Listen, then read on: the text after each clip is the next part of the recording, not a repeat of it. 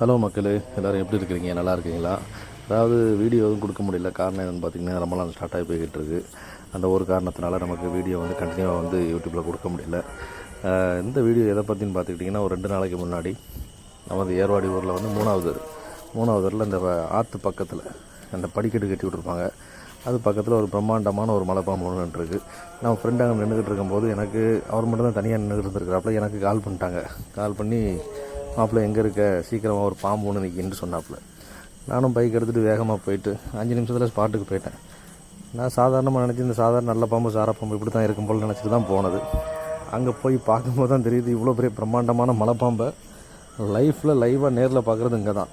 ஏன்னா நம்ம டிவியில் பார்த்துருப்போம், ஜூவில் பார்த்துருக்கோம். இந்த சைஸில் உள்ள மலைப்பாம்பெல்லாம் நேரில் பார்க்கும்போது அதை என்ன பண்ணணுன்னே தோணலை. பார்த்துக்கிடுங்க, நானும் என் ஃப்ரெண்டு மட்டும் தான் நிற்க, அவன் வீடியோ எடுத்துக்கிட்டு இருக்கிறாப்புல. எனக்கு என்ன செய்யணும்னு தோணலை. ஏன்னா மற்ற பாம்புலாம் நம்ம டக்குன்னு கல்லை தூக்கி அடிச்சிருவோம், டக்குன்னு அடிப்போம், இந்த மாதிரி விஷயங்கள்லாம் நிறைய பண்ணியிருக்கோம். இதை என்ன பண்ணணுன்னே தோணலை. ஏன்னா 12 அடி இருக்குது இந்த பாம்பு.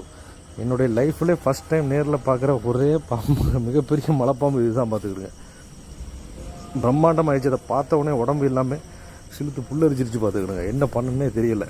அதுக்கப்புறம் அது போயிடுச்சு. ஏன்னா நமக்கு அதை அடிக்கவா, யார்ட்டையும் கம்ப்ளைண்ட் பண்ணவா, அதுக்குள்ள டைமிங்கே இல்லை. நான் பிடிக்கும், நமக்கு ஒரு அருவறுப்பாக இருக்கிறதுனால எதுவும் பண்ணலை. பார்த்துக்கிடுங்க, டைரெக்டாக காட்டு உள்ளே போயிடுச்சு. பாருங்கள் மக்கள், இது எப்படி போகுதுன்னு.